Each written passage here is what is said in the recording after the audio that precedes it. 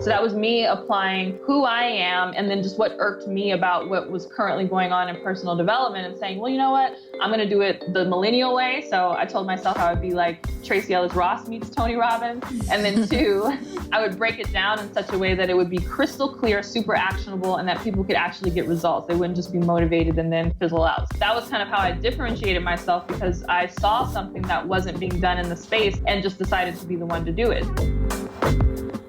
You're listening to Side Hustle Pro, the podcast that teaches you to build and grow your side hustle from passion project to profitable business. And I'm your host, Nicaila Matthews-Okome. So let's get started. Hey guys, it's Nicaila here with another special rewind edition of Side Hustle Pro. See, I told you guys I wasn't going to leave you high and dry with only replays and no check-ins. No, I'm checking in each and every week before we get into the rewind replay of some of my favorite episodes. Now, I'm recording this on Friday, May 4th, right before I pack. I actually need to put some clothes in a suitcase and get ready to head to LA this afternoon. And I'll tell you why I'm going to LA in a second. I also have some other really exciting things going on in the next week. First up, I'm getting ready to open the doors for my podcast coaching program, and the masterclass will be on Wednesday, May 9th. So this masterclass will teach you how I've been able to monetize and market my podcast. So as you're listening to this, you can head over to sidehustlepro.co/podcast101 right now, because as this episode is released, the masterclass is happening tonight.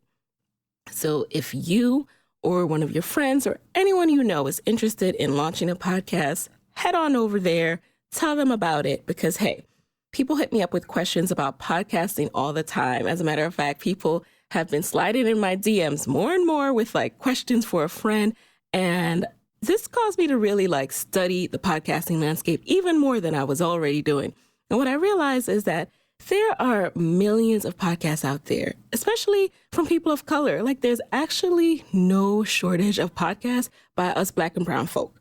And the only thing that's missing, though, is the marketing piece. And that's what I want to teach people. You are not going to raise awareness of your show, and people are not going to know it's out there unless you know how to market specifically for podcasts. I personally have been able to amass over 900,000 downloads, and we're about to close in on 1 million. If you know how to celebrate 1 million downloads, please let me know, because I don't know what to do yet. I've also, been able to amass multi-five figures in sponsorship, and I'm just ready to teach other people how, because I do believe that there is enough space for all of us. And I also believe that we all have important messages that we need to get out there. Side Hustle Pro is an important message. There are other important messages that need to get out there, and they're not going to get out there unless you learn how to launch, scale, market your program. So sidehustlepro.co/podcast101. That's all I'm going to say about that. Now, let's get back to why I'm heading to LA. So I am going to the United States of Women Conference in LA this coming weekend, and I'm really excited, y'all. So I haven't actually just attended a conference in a while, mainly because I've been really scrutinizing conferences a little bit more. I have to make sure that I know exactly what I'm going to gain from them before I register. A lot of these conferences, I'll tell you a trick to how to assess conferences, right? Because they're usually a lot of money. You usually have to fly. So that's easily $500, $1,000 to on top of the ticket cost sometimes to go to these conferences. But how you assess it is, one, are there people there I want to meet? Sometimes I'm going to a conference simply to meet someone. It don't matter what's on the agenda. It don't matter what the sessions are about. I'm just they're going to be there. I'm going to be there. So that's number one. If you can afford it, and if someone is there that you absolutely want to meet and talk to. The second way I assess conferences is who else is going to be there. So it might not be one particular person, but you might be surrounded by like-minded people who are, your core group that you need to be around to rise and network with and just learn from.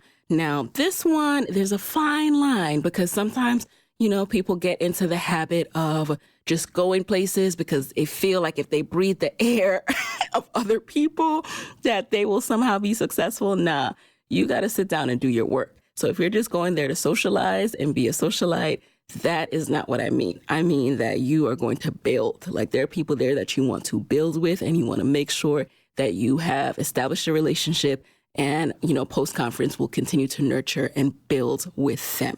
Not that you're going out there and you're thinking, hi, I'm so-and-so. Can we work together? No. You're going there to introduce yourself, establish that relationship, and then follow up after. So that's what I think of as building. And then the third thing is the actual conferences where you will learn something. So assess the titles of the sessions and who is speaking. Are they qualified to speak on this? Like, look into their bio. There's sometimes a lot of conferences when they put up their registration page, they don't have any details on what is going to happen. They're just like, on the strength of the name of this and our keynote speaker, we expect you to register. Now, I could talk forever about, how ill-informed it is to pay for something without knowing what the nitty-gritty is. But, make sure if you are going to learn, you scrutinize the sessions and who's leading the sessions to make sure you can actually learn. Because sometimes people like to come up with fabulous titles and then they don't deliver. So anywho, that was kind of a tangent, y'all. But I say all that to say because I'm going to this United States of Women conference. And in full transparency, because I did a lot of travel in the month of April, I almost wanted to cancel this trip because I was like, I don't really know what I'm going to learn and gain from this. At first, I was going because Michelle Obama will be speaking, and that was it. I did number one. I was like, she's going to be there. I've never had an opportunity to be in the same room with her. I am going to this. The first time they did this was an invite-only event. This year, you're able to buy a ticket, a general admission ticket, and go. So I said, boom, I'm there. But, as I became kind of wary of traveling, I almost canceled. But then, wouldn't you know it, one, I couldn't cancel because the ticket wasn't refundable. So I was like, all right, I guess I'm going. And two, if you saw on Instagram, I recently joined a co-working space called The Wing. And while I was there, the other day, they had a special speaking event with Valerie Jarrett. And at the end, she mentioned this United States of Women conference. And I completely took for granted that, she helped form the United States of Women org and that, this is something that she's working with as well. But when she just mentioned that she would be in LA, I was just instantly reminded of the powerful group of women I will be surrounded by this weekend and how much I want to learn and build. I will probably not know anyone else besides my best friend who I'm going with. And this is an opportunity for me to be inspired. As some of you may know, I consider Side Hustle Pro to be more than a podcast. I want this to be a movement. I want to one day have our own United States of Women. So I will completely be a sponge in this audience as I take in the relevant issues that people are working on. And I take in other speakers who have things to say and champion. And I start to think of new guests and all of the above. Like, I'm just ready to be inspired, y'all. So I'm so excited about this. And next week when I check in, I'll let you know how it went. Alrighty. Now let's take a listen to this best of episode with Courtney Sanders. This is actually one of my favorite episodes because Courtney is just so thorough. She's an entrepreneur who started making money online by packaging her expertise in productivity systems and goal achievement, and she's impacted thousands of people. But even though she was starting to make first 4 and then 5 figures consistently, monthly in her business, she didn't just quit her job. She planned it all out. She was prepared, and she really set a high bar for herself of what she needed to achieve before she would allow herself to quit. So Courtney's episode is one that I came back to many times in 2017. I would literally re-listen to this over and over again as I prepared to leave my job. Number one, because it was like talking to a life coach, and you'll hear that. And two, it was a reminder that I could not just quit impulsively and expect success. I needed to establish a plan. And as I told you guys in my I Quit episode, make your plan, work the plan. And this all started with Courtney's episode. So if you're side hustling right now and at the same time starting to think about, when's the best time to leave your job, this is the episode for you. Check it out. Hey everyone, welcome back to the show. I am so excited to welcome a woman whose personal brand I admire and respect a great deal. I've been following her business for some time now and was really pleased when I reached out, cold email, and she accepted my offer to be on the show. So let me go ahead and introduce today's featured guest, Courtney Sanders, better known as Think and Grow Chick. Hello. Thank you for having me. Of course. And, I got to give the people a little taste of your bio just to, let them know how great of a businesswoman you are. So let me just read that. So Courtney is an entrepreneur, speaker, and goal achievement specialist. Through her training and development company, Think and Grow Chick, LLC, Courtney provides online and in-person education, mentorship, and community for women, students, and minorities looking to accomplish big goals. Courtney reaches nearly 50,000 young professionals every month through her blog and social media platforms. In 2015, she authored the book, Get What You Want, The Ultimate Guide to Figuring Out plus Getting What You Want in Life, which has since served as a catalyst for several related trainings and programs, including her 2015 live workshop, Launch Your Life.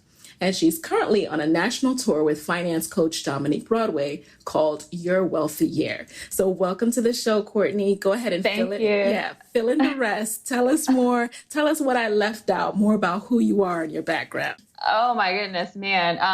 Well, one major thing that's happened since I even wrote that bio was I was invited to speak at the White House to talk about my business and journey, which is like ridiculously insane. Like I still can't even believe that happened. And it was really funny too, because they were interested in learning from entrepreneurs who graduated from HBCUs, just how we've been able to, grow businesses online and see some success. And so I feel like it's a perfect segue into how I even got started in this, because like most crazy stories for young adults, they start in college, and mine was definitely no different.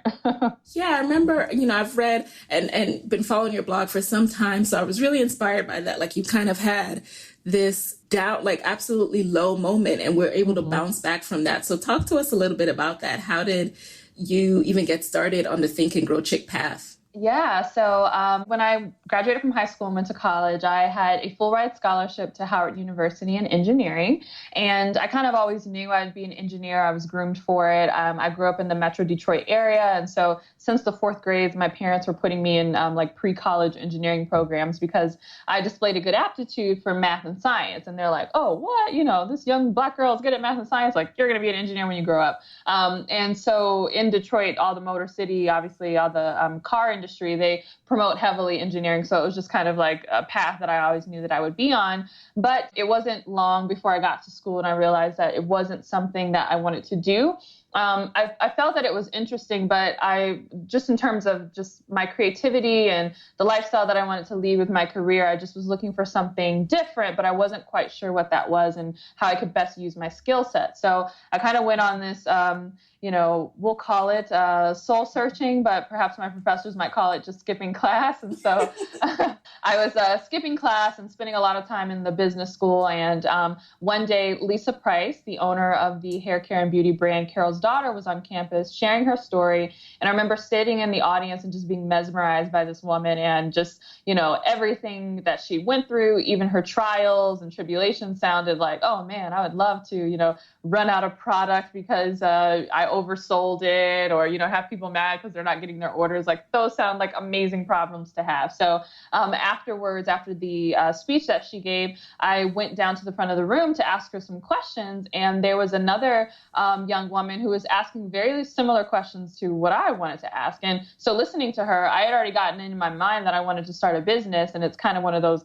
game recognized game moments. So actually, instead of turning and speaking to Lisa Price, I actually turned to the young lady who was asking questions. And I was like, yo, game recognized game. Like, what's up? You trying to start a business too? And she was like, yeah. And so that's where my first business, Material Girl Beauty, was literally born. We went to the computer lab like that same evening and started like mocking up names and coming up with logos and all kind of stuff. And so I spent the rest of that year really investing all the little money I was making at my internship into this product line. And again, still skipping class, still trying to meet with quote unquote investors in the city, which I later found out were just guys that wanted to take me and my business partner out to lunch. So, Oh, no. it was just a disaster.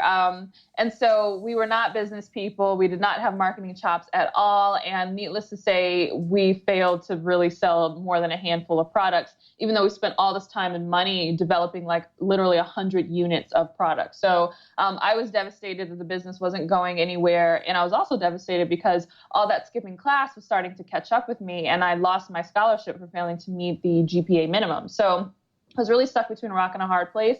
And I got it in my mind that I would take out credit cards in order to build my credit, because my parents were adamant, like, look, lady, you lost your scholarship. You'd either come home to Detroit or figure it out, because we're not about to pay for your college education. And so I was in love with DC and was like, no, I'm not coming home. And so I thought it would be a bright idea to take out credit cards to build my credit so that I could take out loans. So fast forward, I ended up with like 3 cards maxed out. I was struggling to pay for school and still now cover my rent that I had to cover because I wasn't living in the dorms anymore. That was covered by the scholarship. So I had to like work all these odd jobs, and it was just a nightmare. And someone in the administration building knew my passion for entrepreneurship and had pity on me. And there was a conference that was coming in San Francisco, and they were sending out a notice to all the different HBCUs and other colleges around the country to nominate a female student who would be a good candidate to get kind of like mentorship while at this conference. And so they threw my name in the hat, and I was selected. And so I got to go to San Francisco and hang out with 15 other budding female entrepreneurial students. And they really rolled the red carpet out for us. They gave us a mentorship in between the sessions, and we actually got the chance to sit with a life coach. And so I didn't even know what a life coach was, never met one before, didn't know anything, but she kept raving about this book, Think and Grow Rich. And I was really drawn to listen to her because though she was much older than me, her story in terms of feeling rock bottom, nearing bankruptcy, her and her husband at one point almost divorced. Like, I was really resonating with that kind of rock bottom experience that she had gone through. She had said that the book Think and Grow Rich had really changed her mindset and really helped her get out. And so I went home and researched this book. I checked it out from the library because I didn't have enough money to buy it. And sure enough, on the second chapter, I think on the second page of the second chapter, Napoleon Hill, the author, talks about the process you have to go through if you want to, quote unquote, think and grow rich. Mm-hmm. And while the book, is about money, it's really more so about success. And so at that time, though it would have been great to, quote unquote, think and grow rich, I was really trying to think and grow my grades back up, think and grow back into school, think and grow my credit card debt down. So I just decided that I was going to apply these principles to every area of my life and see what happens. And so right around this time, blogging was getting popular. I had a little experience with blogging because I had started one for our failed hair care business because I couldn't afford to create like an actual website. So I just put up this free little blog from a blogger. And I said, well, maybe if I get some accountability as I work to redeem my life and get out of credit card debt, get my grades together, really be successful at the business, maybe I'll stick with it because I'll have people following me and, it'll be embarrassing for me to post my goals and for me to not achieve them. And so thinking of the name of the blog, I said, well, I guess I'm the Think and Grow Chick, because I'm trying to apply this Think and Grow Rich, principles to every area of my life. And that's really how Think and Grow Chick was born. And it was crazy because I never intended for it to be a business. I never intended for it to be a huge community that it is today. It was almost just kind of like my personal diary. And but people found it and they started commenting, and then Think and Grow Chick was born. Wow, isn't it amazing how that happens? And it's funny you talk about the story of your first business, because a common theme that I'm seeing with a lot of my guests is, for entrepreneurs, your business that makes you successful is often not your first business. Whether it was a lemonade stand or like doing hair out of your dorm room, like that entrepreneurial mindset, it kicks in different ways early on. And it's only later that you can connect the dots looking backward. Exactly. Yeah. And, something else you said made me think of Myleik Teele. So I just went to a conference this weekend and she spoke and, she gave kind of all these she kind of broke down what a hustler is in her mind. And one of the things she said was, a real hustler sees opportunity in negative or low moments. And that reminded me of you. So as you were bouncing back and teaching yourself, when did you realize you could help people and start teaching what you were learning through this process? Yeah, so I went back home after the conference that year, and the conference was in the summer, so it teed up, with the fall school year. And I really just went hard applying these principles, sharing my experience, and a lot of people were starting to notice what I was doing, and I was getting a small but modest following, not nearby what I have now, but it was enough where I was getting a little attention. And actually, that same conference company conference organization that had me come out as a student leader that one year, they wanted me to come back as a student leader to lead the new crop of girls who were coming in, and they were very interested in how I was creating these principles and teaching them in a way that connected with this kind of like millennial audience. And so shortly after I went to the conference the second time, they gave me an opportunity. I didn't even know what this process was. I know it now, but they allowed me to bid on an RFP. So, they created a request for proposal for the next conference that would happen that following year, and allowed me to develop an entire curriculum, flesh out an entire proposal.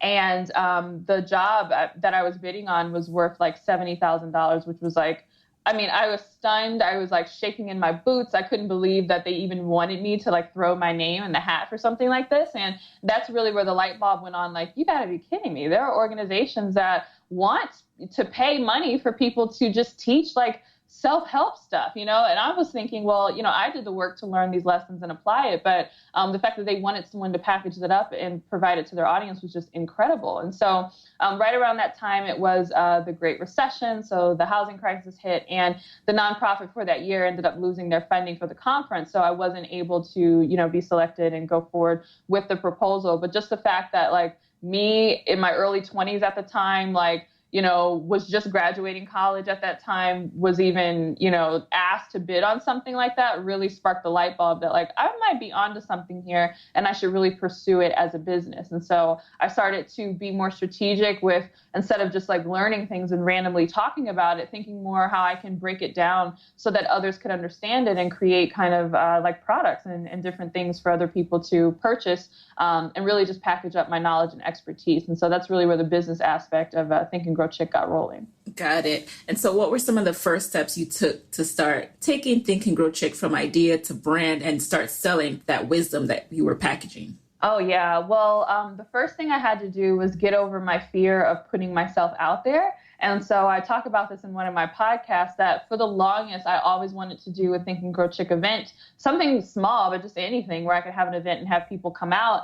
And I literally like did not do this for 2 years because I was just so fearful of what would happen if I promoted this event and I sold tickets and I put down a deposit on a space and did all these things and then no one showed up. And that fear really paralyzed me for a long time. And so Think and Grow Chick itself, in terms of a revenue generating entity, did not happen until I made that first leap. And it's so funny because at the end of the day, I actually lost money on the event. And it wasn't like this like huge success or anything. I think maybe 30 people came and, it was still a good event, but it wasn't nearby this blockbuster type thing. But I felt like it was the first step that I needed to make in order to eradicate that fear of taking a leap and, quote unquote, what's the worst that can happen? And so for me, the quote unquote worst that happened was, okay, I didn't make all my money back. I think I lost like $300 when it was all said and done. But while I was at that conference, it was right before Thanksgiving.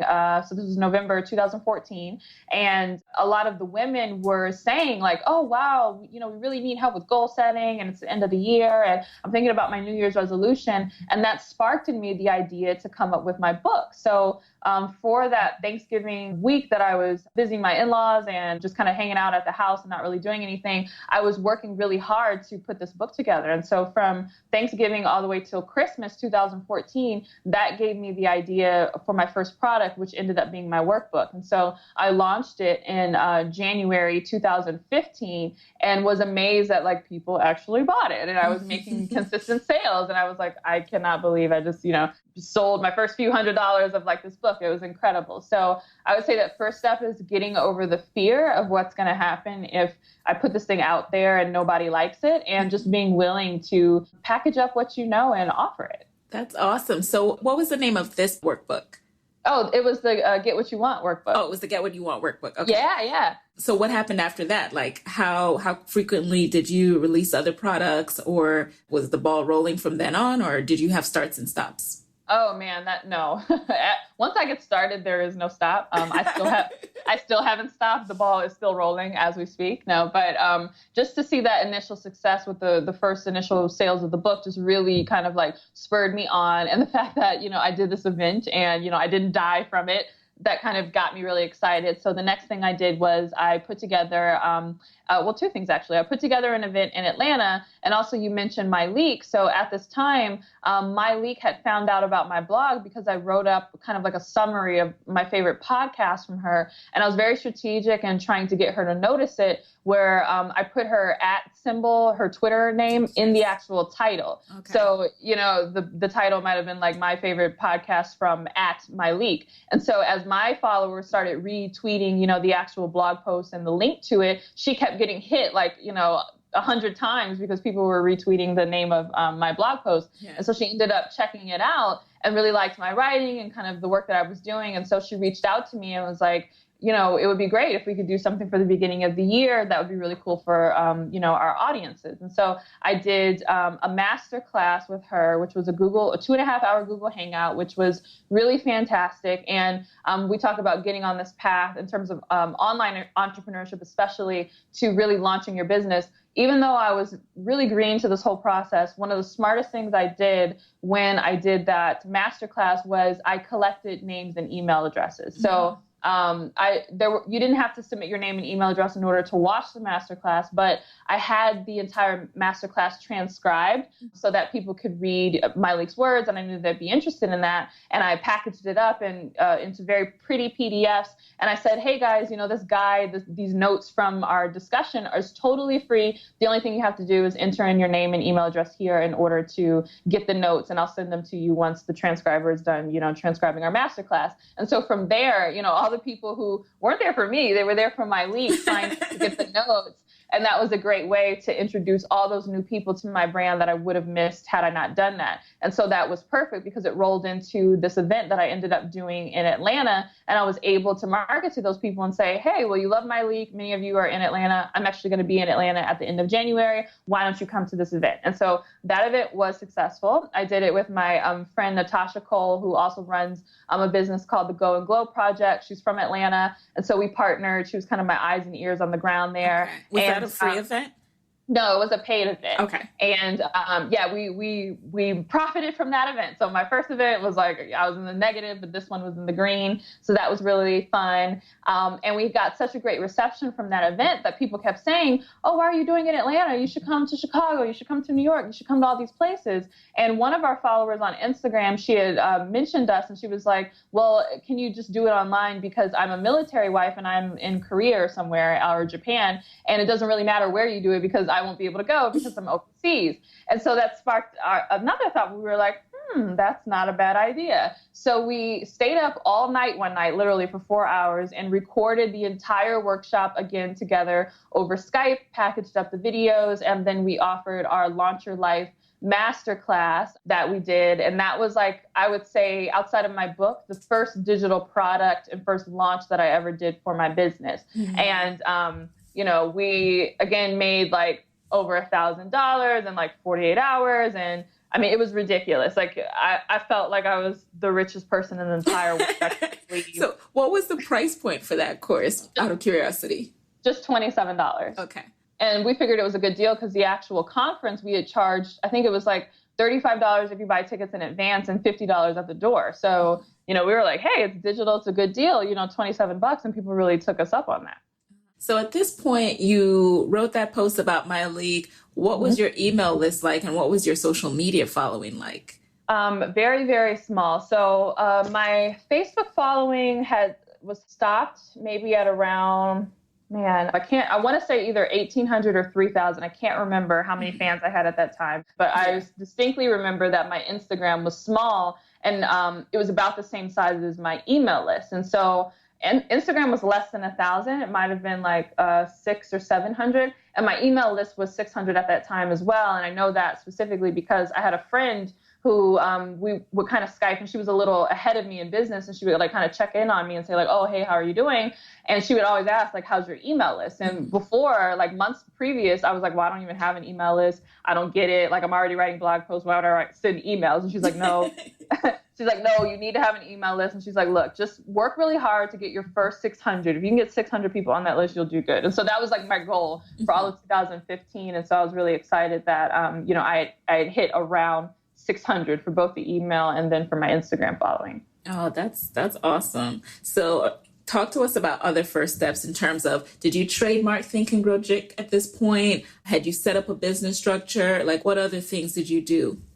Well, because this whole business idea came to fruition with me submitting or responding to the RFP for that company, I did a lot of these business structures ahead of time because I needed to be like instantly legit in order to, because I knew they weren't going to write a check to me in my name. They were going to write it to my business, and everything needed to be together. So actually, before I even left school that year when I was graduating college, and I was in talks with them about doing this $70,000 curriculum development thing, I had gone down to it's the DCRA in DC, I forget what it's called, Consumer and Regulatory Affairs, and submitted all the paperwork for all of that, and got my my LLC and all of that set up. So I've had it for a long time. I just wasn't doing anything with it, but it came in handy once I started making money in my business name and needed to get a business bank account and all of that. It was very handy that I had all of those things set in place. Okay, cool. Hey guys, it's Nicaila with a quick word from our sponsor. Okay, I have a side hustle hack for all to hear, and it's called Skillshare. You want to know how I grow as a businesswoman? I keep learning. There's not a week that goes by that I'm not checking out a refresher class or a deep dive tutorial. And my go-to is Skillshare. Skillshare is an online learning platform with over 18,000 classes in business, marketing, entrepreneurship, you name it. So whether you're trying to start a side hustle or scale your business, Skillshare is there to keep you learning and thriving. In the last month alone, I've learned how to set up my email capture landing page on Squarespace and how to boost my email marketing using MailChimp, all through Skillshare. And now, Skillshare has a special offer just for my listeners. Get 2 months of Skillshare for just 99 cents. That's right, just 99 cents. To sign up, go to Skillshare.com/hustlepro. Again, go to Skillshare.com/hustlepro to start your 2 months now. We've been talking about Think and Grow Chick, but let's take it back for a second and talk about the side hustle. Yes, because I remember you used to talk about in posts like the goal was to leave the job. So how long did you side hustle before you made the leap, and how did you juggle your 9-to-5 and growing brand? Well, yeah, so we're actually at that point now. So I'm leaving in October, which is really exciting. I know. I cannot believe it. Yeah. So, I've been doing Think and Grow Chick. I started the website in 2009, incorporated in 2011. So I have been at this for a long time, but I didn't make my first dollar until January of 2015. As you heard, I actually lost money in Thanksgiving 2014. So, I didn't make any money until January 2015. So when I quit, it'll be 22 months total really on this journey. And managing, oh my goodness, this stuff on the side is like it is not for the faint of heart. I know, so that's where I am now. Yeah, that's where I am now. Yeah.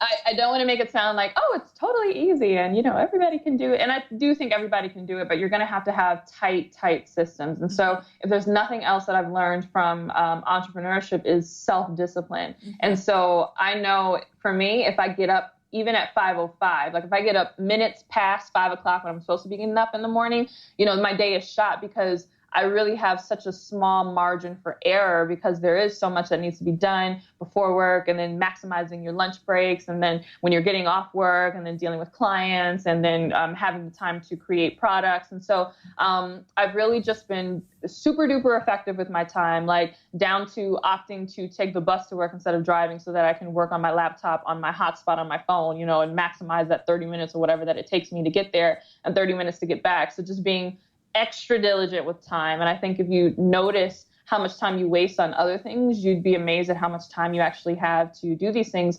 But then also buying your time. And I think that's where a lot of entrepreneurs in the bootstrap phase get caught up, because when you're first getting started, you're in very much like save money mode. So like, how can I cut corners? Well, can I just do my website myself with this template? Can I create, my logo myself in Canva? It's like, what ways can I save money and just do things myself? But you're going to hit a point, if your business is growing, and this is a good thing if you hit it, where you will be totally tapped out. And so I started to see that at the end of 2015, where it was like, I can't be the graphic designer, the web developer, the customer service response person. And then in my personal life, I can't be the maid. I can't be the chef. I can't do all this. And so I had to take a leap of faith. And I talk about this all the time in my community group that I have online, my accountability group, and in my emails, because I don't think people get it. Like, your financial mindset, financial responsibility is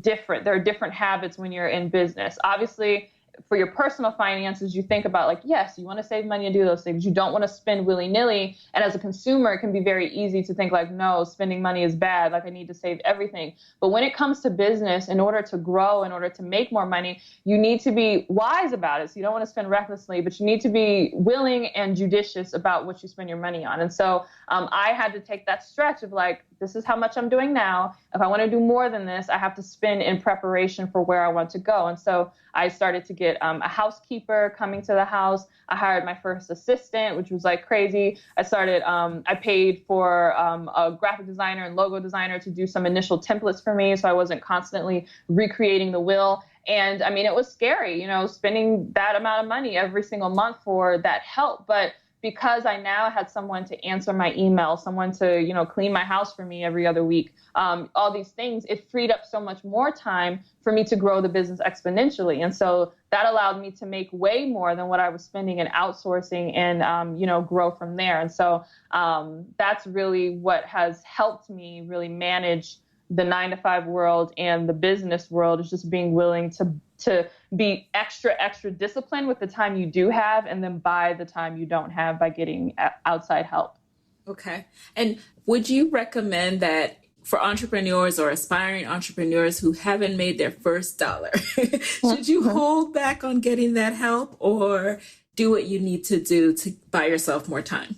I would definitely say hold back on getting reoccurring like assistant help or whatever. So I didn't hire a virtual assistant until I made my first dollar. So, you do want to have revenues to support those things. So I put it like this: if you're financing your business from your paycheck at this point, then you want to use that money into things that is going to give you revenue in your business. And then once revenue is coming consistently, even if it's not much, even if it's just $500 a month or $1,000 a month, then use that money to start to pay for outsourcing or outside help. The one thing I do recommend people do like right from the get-go, and whatever, my husband still thinks I'm like a prima donna for it, but I don't know. I'm just a stickler about having a clean house. Like, I feel like I can't think if the house is messy. Oh my gosh. When my fiance hears this, he's going to be like, she's you. It's crazy. Like, my whole productivity is literally tied to whether there are towels on the floor and dishes in the sink. Even if I'm in a different room, it just is. And so, I fought with my husband. I was like, look, I'm not about to be going to work every day and not having some of my hard-earned hours and the income that I'm bringing in dedicated to what I need to be at peace, at home as I build my business. And so I did fight with him on making sure that I got a housekeeper. Now she comes every week, but before, when it was just the house or household money financing it, I lobbied for every other week. And so that was one expense I did take on before I actually had revenue coming in the door. But I mean, again, it just allowed me, even if you clean for 4 hours on a Saturday, imagine how much you could be doing in those 4 hours when it comes to your business. So I would recommend making the investment in that. Right. And yes, as a side hustler, Saturday is a key day. You just don't have time to spend 4 hours cleaning on a Saturday. Absolutely not. So speaking of finances, how did you financially prepare for entrepreneurship? So you're getting ready to leave. Like, how much did you save, or how much were you earning per contract before you said, or per product before you said, I'm never going to look for traditional full-time again, and I'm leaving my current 9-to-5? Yeah. So, I mean, now we're at the point where I'm, beyond clearing my salary and then some and all of that. But I think even if your salary is one thing, you need to think about like what you actually need to get by. And so my husband and I, we sat down and we discussed like, it's great that I might make, X amount of money at work, but realistically, what is it that we actually need in order for us to maintain the lifestyle or close to it and, still hit our savings goals and that kind of thing. And you'll find that it's typically a little less than what you're bringing in. If you can do without cable or some of the other things, then you might only need, 75% or like 80% of the actual salary that you're bringing home. So I would come up with that number. And then the factors that I use is I would multiply that number times about 20. And I do that or actually 20 to 30% depending. And I do that to cover your expenses and your marketing. So obviously in business, all the money that you bring in is not all the money that you get to keep. You have expenses. If you have an online business, your expenses are going to be like way lower than it would be if you had a brick and mortar, but you still do have to pay for things. And even now for me, I would say my fixed cost, are probably around like $1,000, maybe give or take or a little more, just with the technology that I use and the software and the different applications that help me run my business on autopilot. So, but that's to the scale that I've gotten at this point. When I was beginning, it definitely wasn't that. It was probably like, low few hundreds, especially when I didn't have an assistant. But just keeping in mind that some of that income needs to be dedicated towards your expenses. So that is within the 30%. But then the bulk of that 30% or 20%, depending on how you play with it, is going to be marketing for reinvestment back into your business. And marketing is huge, especially in the current climate online. The internet is big, but the amount of people doing things on the internet is even bigger. And so if you want to have a fighting chance to be seen online, to be visible, you're going to have to put some money in some sort of advertising, some sort of like paid marketing initiative to get your brand out front. And so you never want to be in a position where you don't have money to reinvest in that. So that's where the 20 to 30% comes in. And then after that, then you want to add another 25% on top of that. And that's going to be for your taxes. So, again, we go back to not your salary, but what you actually need to live on and be okay. And, even if it means ramen noodles, it's really about the sacrifice you choose to make in order to run your business full time. But whatever that amount is, then multiply it by 20 to 30%, depending on how big your expenses are in your business and, having a little bit for marketing, and then multiply that number by 25% for your taxes. And that's the number that you would need to clear on a consistent basis in order to be prepared to leave your job. And then in terms of savings, I say, just follow the general saving principles that everybody should be doing regardless of whether you have a business or not. So I got out of debt in the beginning because I followed like the Dave Ramsey methodology. So I still, have a soft spot in my heart for, what he teaches because it was very helpful. But he always talks about, first and foremost, you want to have like a super duper like mini emergency fund, which is like $1,000. If you live in a more expensive city, then maybe like $2,000. That can just cover you if you have like your tire blows out or something like that. And then after you get that saved, then you want to have at least 3 months worth of expenses just in general. And again, this is for everybody, not just those who are entrepreneurs. So I would say try your best to hit those numbers so that as you're building your business, there are fluctuations. So some months are going to be like gangbuster months, and then other months it's going to be a little slower. And so if you're finding that, every month you're not always hitting whatever that number is that you came up with, then you have some savings to kind of cover you while you're still building your business and getting it to a consistent place. Got it. That was really good advice. But speaking of finances and still this whole process of structuring your life to get ready for entrepreneurship, when you think about your business and all the different things that you're going to offer under the umbrella of Think and Grow Chick, did you also map that out? Like, do you know how many courses or how many products you want to deliver per month for the next 12 months? How are you estimating your income?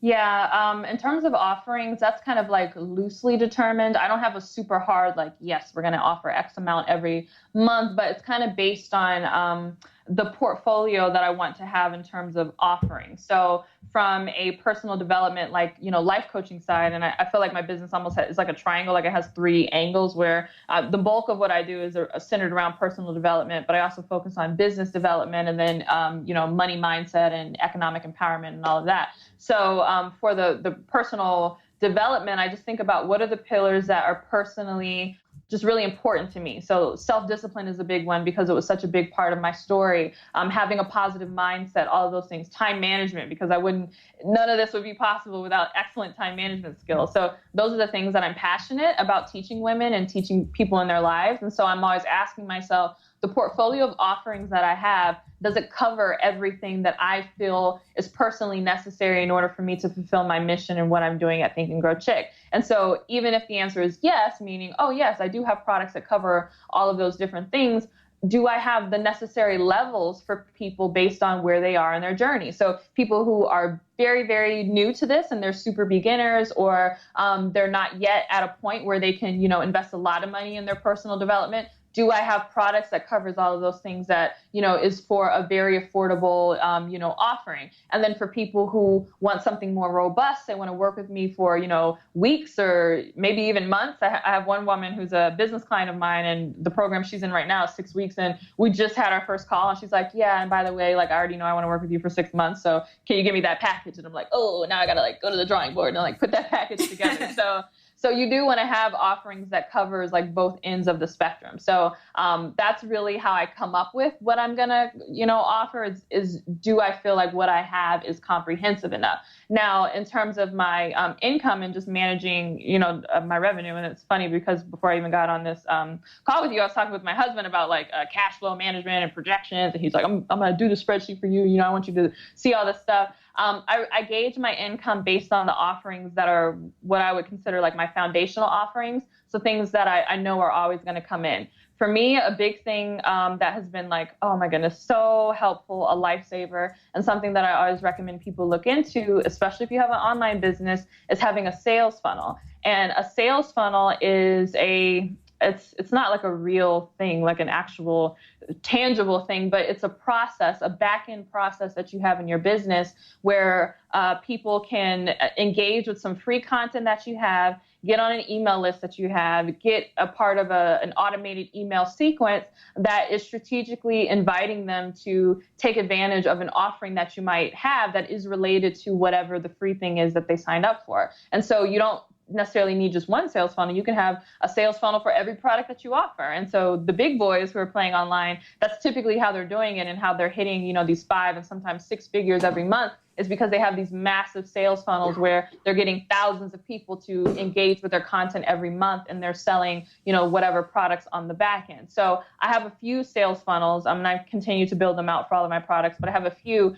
that are really solid that bring me, a few thousand every month that I don't really have to worry about. I know just as long as they're turned on and as long as all the links work, everybody, people go through them and they get their products and they're happy. It's automated. I don't have to deliver anything. The most I have to do is maybe some customer service inquiries. Someone says, hey, I bought this thing, but the link is expired or something. Then I'm, resetting the link for them, that sort of thing. So that helps me with, some baseline numbers. And then I think about, my coaching opportunity. So I work with a lot of clients, both for life coaching and for business coaching. And so I think about my own time capacity. How many clients can I take on every month in both arenas, in the business arena and in the personal development arena? And am I maxing out those spots every single month? And so while my sales funnels are kind of my safety net, the manual work is of me prospecting, reaching out to people who have expressed interest in what I have to do,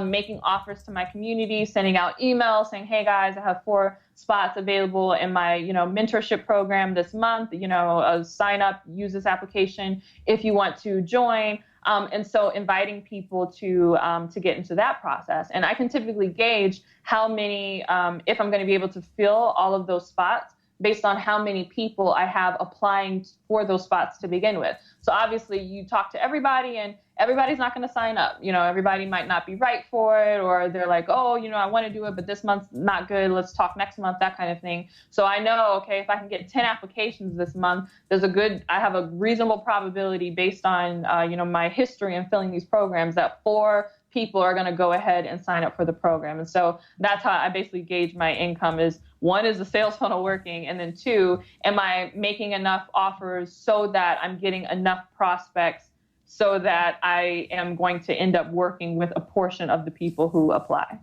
Got it.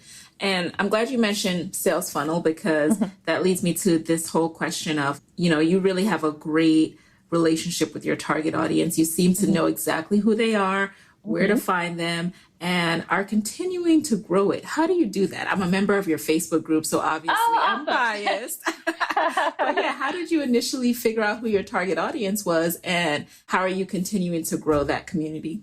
Oh man. So if you can believe it, and you can ask some of the people who've been around with Think and Grow Chick in the beginning, I don't know, I just say this because I feel like people don't, they overlook like the obvious stuff because there's so many like gadgets and whizmos and different like cool, super cool techniques to do online. But honestly, I sent emails in the beginning, especially when my email list was really small. And I said, hey guys, I'm developing some new content, coming up with some new products. I'm really excited. But I want to know more about you and what you're struggling with. So if you're interested in having a 15-minute Skype call with me, like just reply to this email and we'll set it up. And I literally did Skype calls with like a good 20 women, maybe more. And these were not consultation calls. These were not like, oh, you want to join my program? It was literally like, let's get on the phone for 15 minutes and I'm going to pick your brain about what you're dealing with.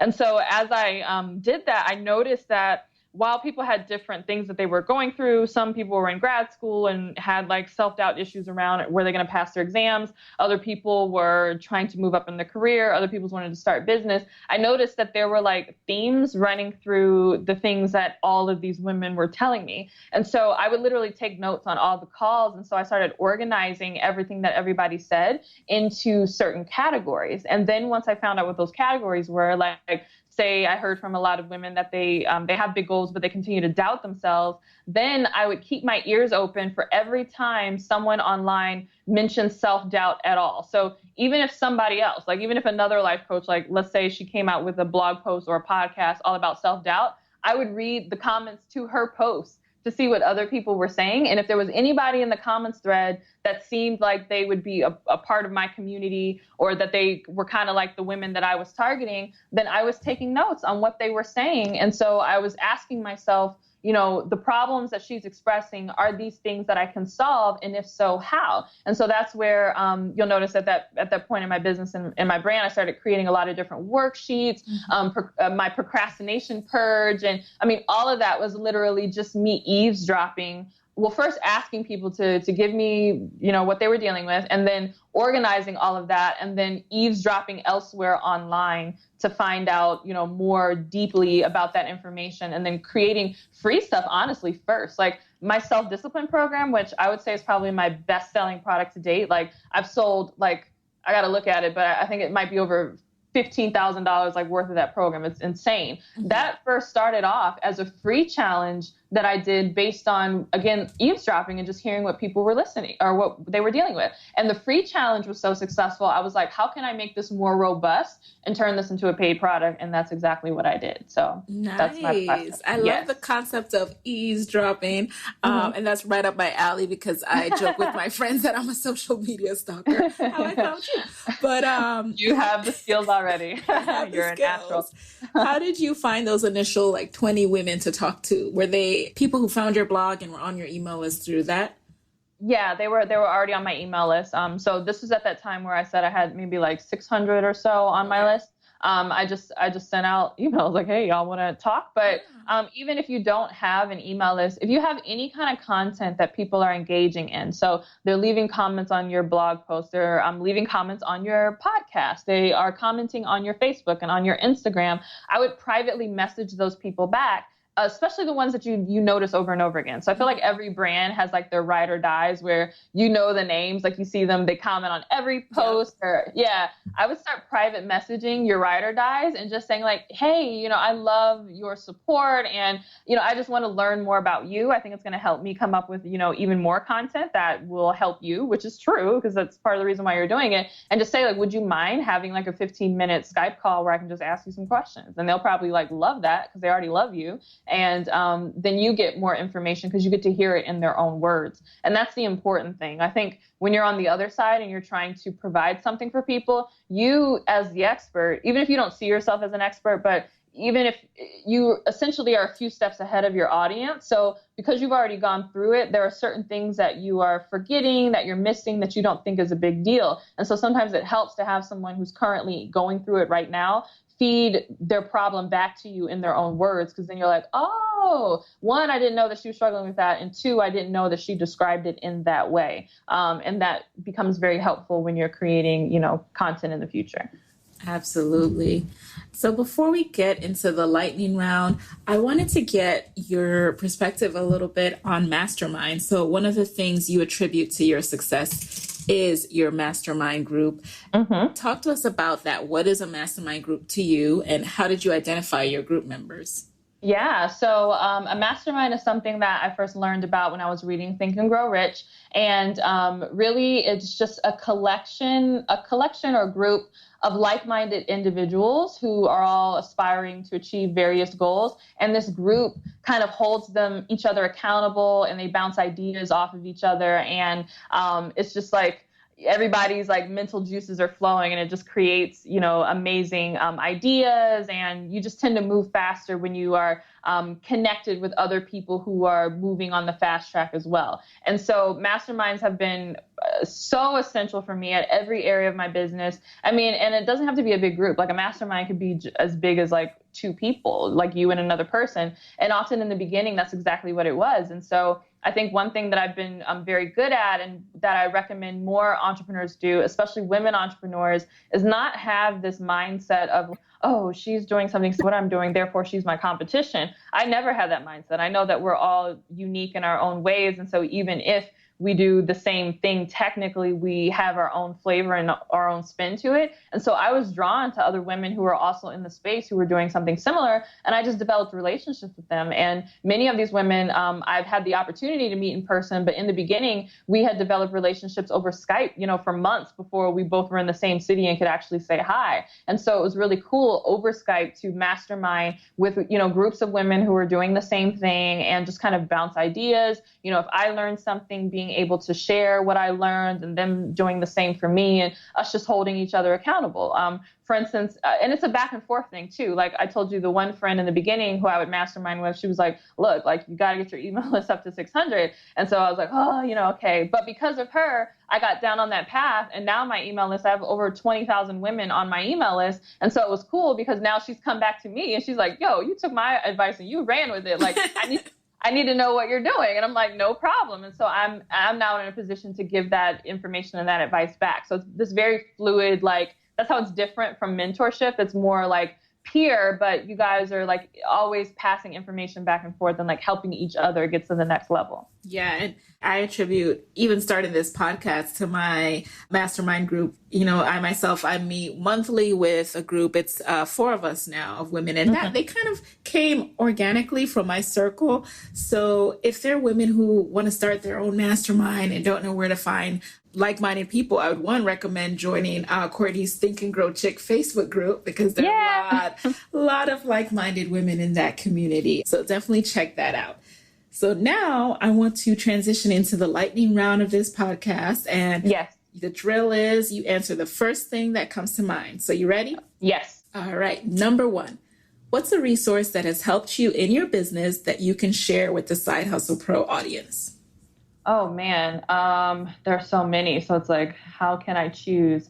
I would say my favorite is Trello. Trello is like, there's a few actually. Well, I'll give how about 3? So Trello is something that I use every single day. And Workflowy is something that I use every single day. And an app called Todoist is something that I use every single day. And so we talk about how do you manage this if you have a job, and how do you keep things going. Trello is like a fantastic project management tool that allows you to visually organize things. Workflowy is like a list maker, like on overdrive. And so I outline all of my blog posts, all of my podcasts, all of my paid programs. Like nothing comes out into fruition before it's gone through Workflowy, because it allows me to like just brain dump and then organize things in a way that makes sense. And so people always comment like, oh, Courtney, I love your content. It's so clear and actionable. Well, that's because I've organized it in workflow to be that way. So that's why I love that app. And then Todoist is my favorite to-do list. So a lot of times when you're an entrepreneur, you have a gazillion different things to do, but you get caught up because they're all related to different projects. So you might have some things to do with building your email list, but then something else to do with networking and reaching out to this person. And so if you just write on pen and paper, it can kind of feel like a jumbled mess because you don't know what's the priority and you're not quite sure, you can't remember what it's tied to. Todoist is really cool because you can organize all your to-do lists by like various projects that you can create. And so you'll know at an instant, you might have 5 things that got to get done today. Your day, got shot. And so now you only have time to do 1. You can quickly identify which of those things is actually the highest priority based on the number 1 thing you got to get done or you got to move forward in your business. So Trello, Workflowy, Todoist. And I'll link to all of those in the show notes, guys. So number 2, what's a personal habit that has helped you significantly in your business? Getting up early, hands down. How do you do it? You gotta do it. People hate when I say it. They're like, no, I'm a night person. I'm like, I feel you. I was one of those people that didn't wake up and that stayed in bed until like 10:30, 11 on the weekends and didn't wake up until 5 minutes before I had to be somewhere. But you just have to do it. And so how I got started was I kind of backed myself into the time that I needed to wake up in increments. So in the beginning where it was a struggle for me to get up at 7 a.m., I would for a week just force myself to, when my eyes open at 7 a.m., put your feet on the floor. Like that was the only thing. Even if I went back to bed later, I just needed to get in the habit of putting my feet on the floor. And then it was like, okay, put your feet on the floor and actually stand up. And so you train yourself that when your eyes open, when the alarm clock goes off, you actually get up. And once you're consistently getting up as soon as the alarm clock goes off, then you can set it back in 5 or 10 minute increments every week. So 7 o'clock soon became 6:50, 6:50 became 6:45, 6:45, 6:35. And, within a matter of months, I was waking up at 5 a.m. and it was no problem because I kind of gradually eased myself into it. Ah, that's a nice process. I will try that as well. I do get up early, but the snooze button is my friend, so we're working on it. Number 3, what's the best book or podcast episode that you've consumed this year? I'll give you both. So the best book that I've read this year is actually The Laws of Success by Napoleon Hill. And it's kind of funny. Obviously, I'm a big fan of his. I read Think and Grow Rich. But I've had The Laws of Success for a while. I think I bought it at the same time that I bought Think and Grow Rich. But I never read it because this book is literally 700 pages. It's like, who's got time to read that? Mm-hmm. However, here's a little tip for everybody. I found that the audiobook of The Law of Success was available for free on Spotify. And if you search for audiobooks on Spotify, you'll find a lot of them. And so I think I listened to the entire Laws of Success in a week when I was working out at the gym. And that book is so good. I honestly think it's better than Think and Grow Rich. It's really amazing. So I definitely recommend that people read or listen to The Laws of Success. And then a new podcast that I've discovered that I'm really enjoying is Eric Thomas. He's also known as the E.T., the hip hop preacher. Yes. He's got a podcast, and I love everything this man puts out. He's so aggressive and just on it, but it's called the Secret to Success podcast. And he's got some really, really good episodes. So I definitely recommend people check out that. Okay. And how does one break into and stand out in the personal development space now? I know even since you got started, it's become even more crowded. So what tips do you have? I would say think about what attracts you to it and what's your unique quality that you can offer to the space, and also what's a gap that you notice. So when I got started, I would sit in Barnes & Nobles for 10 hours a day and read Tony Robbins and Brian Tracy and all these different books. And they were good, and I would get super pumped up and I would go home, but then I wouldn't do the actual things that they said to do, or I would just feel motivated. And then, there was nothing really actionable. And so I remember thinking to myself almost out loud that if I ever figured out this personal development game, I was going to, one, present it in a way that was easy for women like me. So, young millennial, cool, we like things kind of in a certain way, present it in a way that was understandable and relatable to us, but also I was committed to breaking things down. And part of that is because I do kind of have an engineer's mind. Like, even though I didn't go pursue engineering, I dropped out and went to marketing. Part of the reason why I initially had a good aptitude for it was because I am an analytical thinker. I am intensely practical. I do like to break things down. So that was me applying who I am, and then just what irked me about what was currently going on in personal development, and saying, well, you know what, I'm going to do it the millennial way. So I told myself I would be like Tracy Ellis Ross meets Tony Robbins. And then 2, I would break it down in such a way that it would be crystal clear, super actionable, and that people could actually get results. They wouldn't just be motivated and then, have the motivation fizzle out. So that was kind of how I differentiated myself, because I saw something that wasn't being done in the space and just decided to be the one to do it. So I would say, think about what makes you passionate about personal development. What kind of aggravates you about the way people are currently doing personal development? What's unique about you, your background, just your strengths, and how can you kind of mix all of that in your own little magic formula that you can apply on the industry, and then use that to set yourself apart. And finally, as Think and Grow Chick, what's your parting advice for fellow women entrepreneurs who want to be their own boss but are worried about losing that steady paycheck? Oh, man.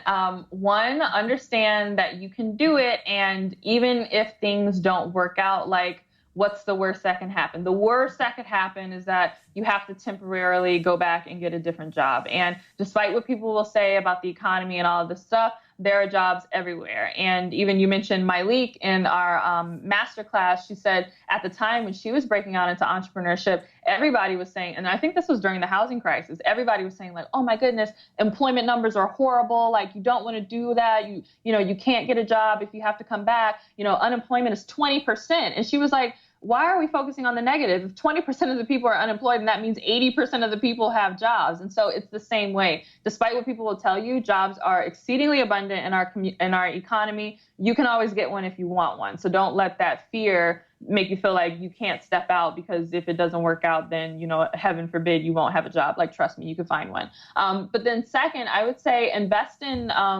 the education. And not just signing up for courses or coaches or whatever, but I think one gap that I see a lot of entrepreneurs in the beginning failing at is that they don't accurately diagnose what it is that they need for their business. So spend a lot of time actually before you make an investment in a program, in a coach, or even before you invest in a tool or a VA or whatever it is you think you need for your business, to get really clear on what is the one thing that you're missing that's going to get you to the next level, and what's something that is going to fill that gap for you, and then commit to it. So, accurately diagnose. And then if you decide, okay, my issue is that I don't have a large enough email list, or I'm not super visible, devote your time, your attention, and your money to just figuring out that problem, and commit to whatever path you choose until you figure it out. I see too many people jumping from thing to thing to thing, I signed up for this program because it's going to teach me this, and then I signed up for this because it's going to teach me that, and then they wonder why, they're not moving forward. So diagnose yourself accurately, and then, drill deep and make the necessary investments, whether that's financial or time-wise, or, whatever you need to do to get that gap covered. Thank you. Such good advice. So finally, what's next for Courtney, and what's the best way to stay in touch with you after this episode?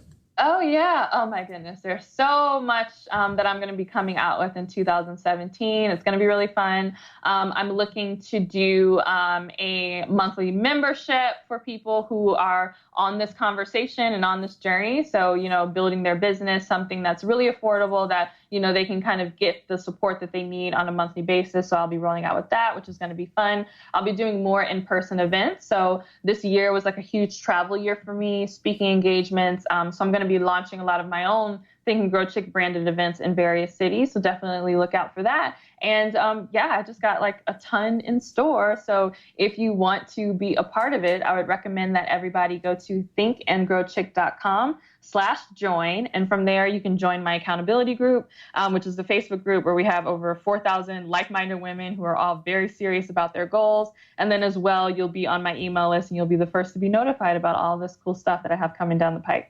Awesome. And the best way to keep in touch with you? You can follow me on Instagram, I would say. Instagram is where I hang out the most. So my handle on Instagram is think, THINK, the letter N, and then grow, GROW, chick, CHICK. So yeah, say hi to me on Instagram. All righty. And with that, thank you so much for joining us in the guest chair, Courtney. It's been extremely educational and valuable. Oh, it was a joy being here. Awesome. All righty. And there you have it. Hey guys, thanks for listening to Side Hustle Pro. If you want to hear more from me, head on over to sidehustlepro.co/Side Hustle Corner to get my weekly Side Hustle Diaries chronicles about my own journey from passion project to profitable business. And if you want to find me online, I'm at Side Hustle Pro on Instagram, Twitter, and Facebook. Don't forget to join the Side Hustle Pro Facebook community. Go to sidehustlepro.co/mastermind. And as always, if you love the show, do me a favor and subscribe, rate, and review on iTunes. Thanks, guys. Talk to you next week.